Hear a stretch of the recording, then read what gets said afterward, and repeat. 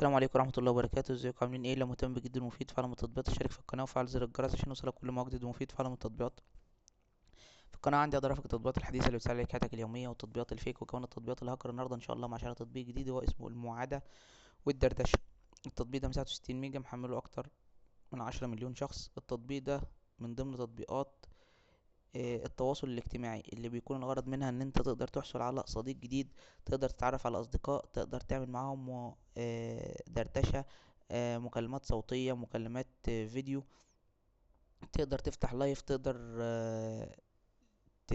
تنزل صور وفيديوهات والاماكن اللي انت بتسافرها او بتروحها، تقدر ان انت تلعب العاب، تقدر ان انت تتعرف على ناس جديدة من خلال التطبيق ده.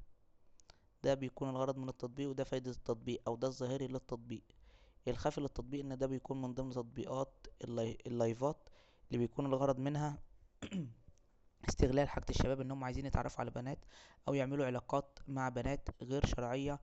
فبيكون في تطبيقات كتيرة موجودة بالشكل ده، بيكون الغرض منها ان هم بيستغلوا حاجة الشباب وبياخدوا منهم فلوس مقابل ان هو يقول له هخليك تتكلم، هجيب لك بنت مثلا، يجيب له بنت متصورة مثلا بصور لبس بيت مش عارف ايه، بتعمل فيديو لايف ليها، بتتكلم، بتقول له تعالى نتكلم مع بعض نتعرف على بعض، حاجات زي كده، ويتكلموا مع بعض ويفتحوا فيديوهات مع بعض علشان ياخدوا منه الاشتراك.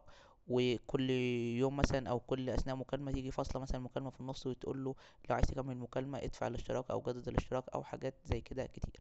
فده من ضمن التطبيقات اللي انا ما برجحش الناس ان هي تتعامل معاها ولا تحملها ولا تشتغل عليها من الاساس. ده الغرض من التطبيق وده فايدة التطبيق والمميزات والعيوب اللي في التطبيق. مشكلة لو عجبك شرح التطبيق تدوس لايك للفيديو. لو عايز شرح تطبيق معين رسيب في الكومنت.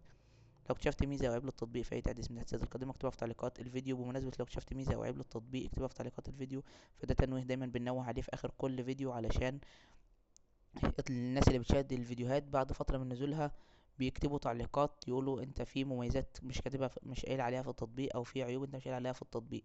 بس هو بيشاهد الفيديو بعد نزوله مثلا ب8 شهور، ب10 شهور، بسنة، فده حاجة طبيعية لان التطبيق بيكون نزل عليه تحديثات كتيرة خلال الفترة دي. اما لو انت شاهدت الفيديو بعد نزوله بيوم او يومين او اسبوع او حتى شهر هتلاقي كل المميزات والعيوب اللي انا قايلها على التطبيق هي اللي موجودة او هي الحقيقية اللي موجودة في التطبيق.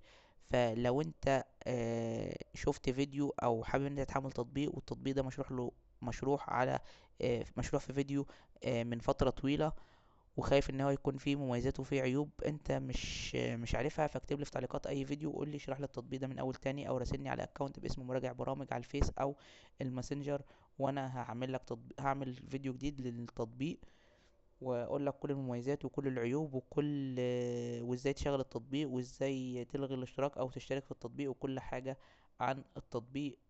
وبس كده، شكرا، سلام عليكم.